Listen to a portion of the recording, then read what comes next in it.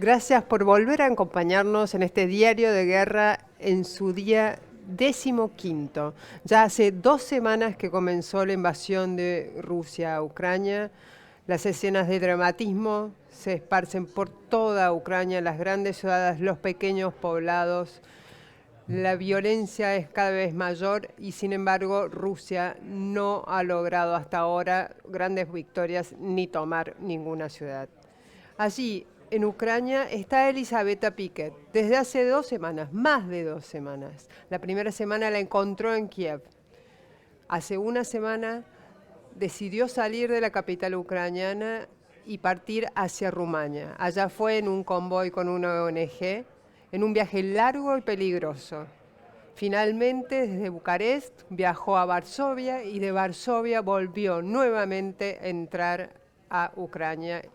Hoy está en Lviv, la ciudad, la capital, el corazón de la resistencia ucraniana. Por allí salen los refugiados y por allí entran todos los que van a Ucrania a combatir junto a las filas de las resistencias.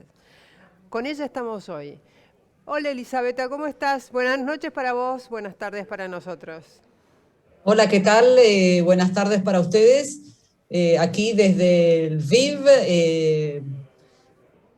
Sí, como decías, como hablaba, la capital de los refugiados, y es verdad que se ha vuelto, visto que Kiev está prácticamente vacía y solamente se ha vuelto también la capital de muchas de las embajadas occidentales que se mudaron hacia acá ¿Qué, y qué, dejaron a Kiev. ¿Cómo es la diferencia entre Lviv y Kiev? ¿Qué se ve en las calles de Lviv? ¿Hay Es- violencia? La diferencia es abismal porque aquí es una ciudad donde sigue habiendo vida, sobre todo la recobró, me dice la gente, en estos últimos días que dejaron de sonar las sirenas, porque al principio también las sirenas de alarmas por ataques aéreos hubo también aquí. Entonces es una ciudad que hay vida, eh, aunque totalmente no, porque la Kiev que dejé era ya una ciudad fantasma, donde no militarizada, esperando un asalto que finalmente nunca llegó, pero que según muchos es probable que se den los próximos días, aunque sabemos que es muy impredecible, porque también hay quien piensa que Kiev finalmente va a ser la última carta como para negociar un alto en fuego también. Así que nada, es bastante sorprendente. Kiev es una ciudad, Lviv es una ciudad considerada, cuyo centro histórico es lindísimo, Patrimonio Mundial de la Humanidad declarado por la UNESCO, un casco histórico muy lindo con edificios de arquitectura austrohúngara. Este era el corazón de la llamada Galicia. Mm. Eh, eh, Había estado en Lviv en el 2001 en un viaje, en mi primer viaje papal con Juan Pablo II, que también había estado en Kiev. Y bueno, ¿qué sorprende del Lviv? Es que es una ciudad de aproximadamente 1 millón de habitantes que en estos 15 días de guerra ahora es 1.200.000 habitantes según el alcalde, porque aquí si bien han pasado el 1.700.000 que ahora de refugiados que se encuentran en Polonia, también hay muchos que se han quedado aquí, muchos que dicen, bueno, prefieren quedarse adentro de Ucrania y que tienen la esperanza, nadie sabe cuándo, porque todo el mundo empieza a pensar que esto puede durar mucho, 1 mes, 2 meses, 3 meses, 6 meses, quedarse aquí y esperar y con la esperanza de volver a sus ciudades, ¿no? Entonces ves deambulando muchos refugiados por supuesto que pudieron quedarse acá, algunos, muchos en hoteles, de hecho la capacidad hotelera está totalmente digamos, agotada, pero también hay gente durmiendo en universidades que han abierto las puertas, en iglesias, en escuelas. Así que una ciudad en ese sentido transformada, y también transformada porque es verdad que bien o mal también militarizada, con barricadas, con checkpoints, y donde hoy yo notaba que empiezan de repente a sonar sirenas, no del ataque antiaéreo, sino de ambulancias, que escoltan o llevan heridos en los combates que no son tan graves, porque por supuesto los graves, si son graves, no los podés trasladar y que empiezan a llegar al hospital militar aquí de Kiev. Después, otra cosa impactante, la ciudad, como les decía, de patrimonio mundial de la humanidad, antigua, con iglesias de estilo gótico, de diverso estilo, que hoy también veía bueno, cuadrillas de obreros tapiando todo lo que son los vitrales, tratando de proteger este patrimonio histórico, porque también aquí se teme que la locura de Putin pueda llegar también a esta zona del oeste hasta el momento, entre comillas, segura, ¿no? Y ¿Qué tan también cerca del Lviv están o qué tan lejos están las tropas rusas? Te diría que a centenares de kilómetros, aunque también hay miedo, porque, y esto habla también del tema de los checkpoints, porque también hay, se sabe que se han infiltrado rusos.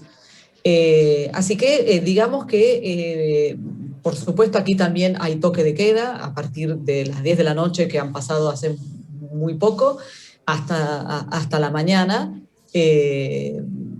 Te diría que podríamos calcular unos 100 kilómetros, 200, porque también ha sido atacada una ciudad que se llama, ahora no me acuerdo, con Z, te digo enseguida, que está prácticamente a medio camino. Kiev queda del Lviv 560 kilómetros. Y esta ciudad, te digo, se llama, que está siendo también bombardeada, que se llama, a ver, un momento, Zhytomyr, que está entre Lviv y Kiev. Así que la verdad es que hay mucha, también aquí, por supuesto, la moral en alto. Después lo que me sorprendió, que escribían en las primeras notas, estos carteles impresionantes, pero está realmente, ¿cómo se dice? Llena estos carteles enormes publicitarios con estos mensajes escritos en ruso cirílico, para la eventual llegada de los rusos, tanques rusos, váyanse a la M,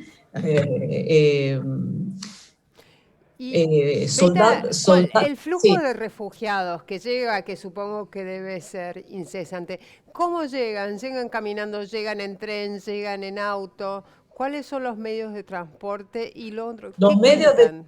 Sí. Bueno, los cuentos de los refugiados son todos tremendos. Aparte es muy impresionante ver que prácticamente son todas mujeres solas, con sus chicos, muchísimos chicos, o ancianos. Los hombres, como sabemos, se tuvieron que quedar a luchar. No pueden salir los mayores de 18 a 60 años. Entonces es impresionante ver todas estas mujeres solas que llegan, que cuentan, todos cuentan que para llegar, por supuesto, hay diversos, como también explicaban en el centro de refugiados, más pasa el tiempo, los que llegan son refugiados más vulnerables, porque los que pudieron, tuvieron la nafta para escapar con sus autos, tuvieron más medios para irse. Y en cambio los que llegan en estas últimas oleadas llegan quizás en colectivos organizados, se están evacuando los mismos soldados ucranianos, estos colectivos amarillos, estos autobuses públicos, y cada vez más, digamos, los que pasan es decir, los ves llegando en condiciones cada vez más precarias. Lo que más también me sorprendió al ingresar ayer por este puesto fronterizo de Módica, porque hay distintos puestos fronterizos, es ver esta cantidad impresionante de bolsas de ropa enviada desde todo el mundo, y la gente que te dice, en realidad nosotros no necesitamos ropa, Ajá. necesitamos armas y una no-fly zone, que es lo que está pidiendo Zelensky desde hace varios días, ¿no? Es decir, también esto que se da que es típico también de las catástrofes, ¿no? De esta solidaridad, de quizás empiezan a enviar cosas que al final no sirven para nada. Y esto lo he visto, estas bolsas pero muchísimas de ropa en medio del barro ahí que, bueno, que no... Esto es Así en que la nada, frontera con Polonia. esto es en este paso por el cual yo pasé en la frontera con Polonia, en el cual, como hoy también contaba, en un momento fue bastante preocupante, porque primero, por supuesto, yo iba a contramano, ¿no? Entonces, yo ¿Pudiste entrar sin todo, problemas? pude entrar sin problemas, pero tuve un momento que me olvidé tuve un momento de preocupación, porque por supuesto, como yo iba a contramano, no había nadie, digamos, en el Claro. control de frontera, tanto polaco como en el ucraniano. En el polaco ningún problema, pero después pasé ahí unos 700 metros a pie de la típica tierra de nadie y llego a la oficina de control ucraniano, donde había una mujer soldado que empezó a mirar mi pasaporte, que además de tener sellos raros por los viajes, etcétera, pero a mí lo que me preocupó, dije, ahora va a haber la famosa visa periodística que A la de tuve para ir Rusia. y le encuentro Putin Fernández y van a pensar que soy una espía. Entonces yo, bueno, tuve un ¿Y qué momento porque empezó hiciste? a mirar. No me dijo absolutamente nada. Yo sí le mostré mi credencial de periodista y no me dijo nada, pero sé de muchos colegas que aquí han tenido problemas. Hay mucha, hay un clima, estamos en guerra, entonces muchos, incluso la colega chilena, recuerdan que estaba conmigo en Kiev Sí. cuando pasó por Kiev, ella estuvo detenida, se quería morir 5 horas, la ¿Por qué? detuvieron, porque parece que empezó a filmar en un refugio con su teléfono y nada. Y también ahí le revisaron todo el material, todo lo que había filmado. Ella había estado unas 3 semanas o hacia un mes en el Donbass. Y bueno, ella dice que la pasó muy mal, pensó, acá me matan, y después, nada, después la dejaron, estuvo toda una noche en la policía. Y así muchos otros colegas, así que por eso hay que tener también por eso yo también iba ahí y dije, ahora, chao, me ve la visa rusa y bueno, pero por suerte todo fue bien. Pero digamos, hay un clima, por supuesto, acá de desconfianza, de pensar, bueno, eh, otros colegas también o sea, hay muchas historias de colegas y en Lviv, que teóricamente es una situación más tranquila que en Kiev, que ya directamente ¿Quedan sabemos periodistas en Kiev? también. Sí, sí, quedan periodistas en Kiev sí, sí, por supuesto quedan. Vemos fotos fotos y reportajes eh, de varios periodistas. Y en Varios Viv, periodistas que cuentan con protecciones, por por supuesto, ejemplo, sí. ¿cómo hiciste para conseguir, si contabas que los hoteles están desbordados, que la gente incluso se aloja en universidades, ¿cómo hiciste para encontrar un lugar donde quedarte? Como hice, gracias a un amigo mío polaco que él tiene contactos, que se puso en contacto con el seminario greco-católico, muy importante, los greco-católicos bizantinos, que son católicos, pero digamos, eh, con el rito bizantino, reconocen al Papa, ellos la diferencia también es que se casan y tienen un rito muy lindo, distinto, pero católico al fin, y que, bueno, que dispuestos a alojarme, así que estoy justamente en mi celda de esta especie y también, por supuesto, todos los seminaristas se han ido, aparentemente ahora también, y eso es un reflejo de esa cierta normalidad que también aquí en Lviv quieren recuperar, porque cerraron las escuelas, cerraron todo, muchos restaurantes están cerrados, más allá de esta, que como decíamos antes, las embajadas vinieron aquí, recién ahora es como que se están tranquilizando. También aquí en este seminario me decían que están esperando que el domingo vuelvan a estudiar. Están también, hoy lo decía también el Ministerio de Educación, viendo de que los chicos vuelvan a la escuela, aunque sea en remoto, digamos, después de todo el tiempo de COVID, volver en remoto, pero por una guerra. Eh, Así que bueno, él me consiguió este lugar aquí, donde estoy, la verdad, muy cómoda. Como verán, la conexión Wi-Fi funciona perfectamente. Claro, es un poco extraño, pero la verdad que varios de ellos hablan italiano. Además, tuve acceso a esta persona que me buscó del otro lado de la frontera. Este también, un cura greco-bizantino, Iván, que también estudió en Italia, así que habla perfecto italiano, hace de intérprete, conocen perfectamente la zona, la situación, así que también en ese sentido muy, por supuesto también lo primero que me mostraron es el refugio que hay acá, donde también lo primero que pregunté es si había wifi, y hay y funciona. Así que un lugar, diría, ideal, porque además hay 40 personas aquí, normalmente son 100. 40 seminaristas o 40 personas alojándose ahí. No, no, no, no, 40 seminaristas, entre seminaristas y curas, y aquí, como te digo, hay curas que se casan, así que están curas con la Claro. mujer y los hijos. Eh, Beta, así como salen a través de BIF millones de ucranianos, también llegan del resto del mundo personas, hombres sobre todo, dispuestos a unirse a las brigadas internacionales. También llegan a través de BIF armamento, provisiones para esas brigadas y para las Fuerzas Armadas ucranianas. ¿Tuviste oportunidad de hablar con alguno de esos brigadistas?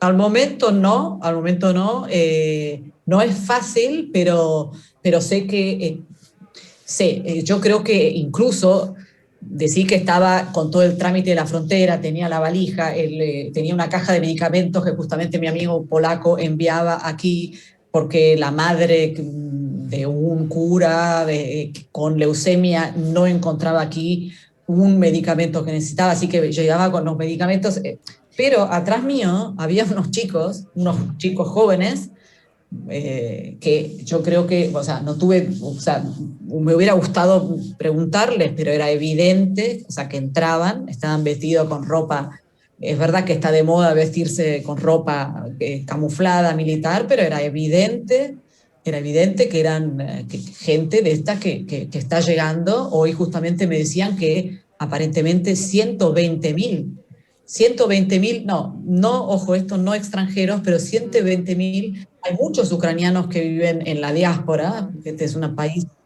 más grande de Europa después de Rusia, pero también muy pobre, así que muchos ucranianos que viven afuera, que con toda esta situación han vuelto para pelear. Esto me decían 120.000. Y también sé de colegas que de repente hablaron con uno llegado de Irlanda, y mismo hablando con la embajadora argentina en Kiev, que ella también ahora está en la frontera con Rumania trabajando, informalmente ella me contaba que el cónsul también recibían una cantidad de mails desde la Argentina, ¿Desde la pero un Argentina? día creo que desde la Argentina, tipo 300 mails de argentinos que quieren venir a luchar. Por eso habría que estar atentos a ver si llega algún argentino de ese Es tipo. probable que ya esté alguno llegando, ¿no? Seguramente, ella por supuesto los derivaba a la embajada de Ucrania en la Argentina, ¿no?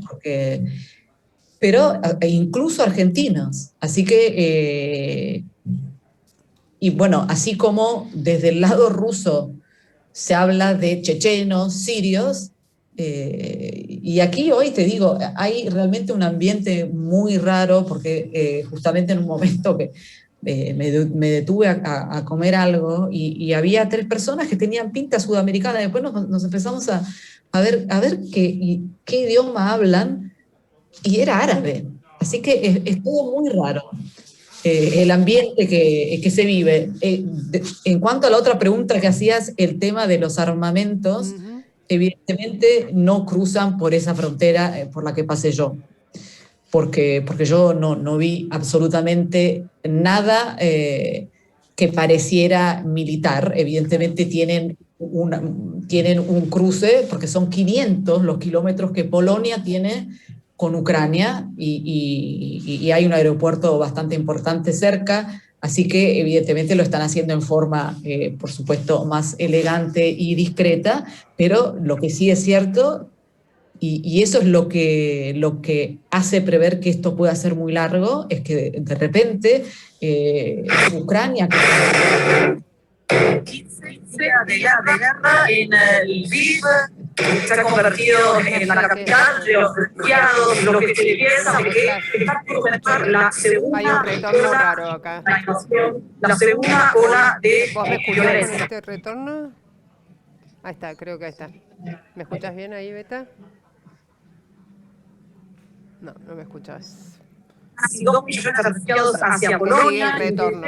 ahora de varias embajadas de Occidente. Medio raro. No te Hay un vayas, clima Beta. de espera, hay vida en la ciudad todavía, no es como en el Estábamos este. hablando con Elisabetta Piqué, que ahora está en Lviv, la segunda ciudad de Ucrania y también una ciudad que es patrimonio de la humanidad. Famosos Y vitrales actúa como el corazón de la resistencia ucraniana contra la invasión. en eventualidad de que Allí llegan brigadistas de todos de lados los del chicos, hay mundo muchos chicos y por esperando, allí pasan los millones de personas de Ucrania que buscarán refugio en Polonia, que queda apenas una hora de marcha hacia el este.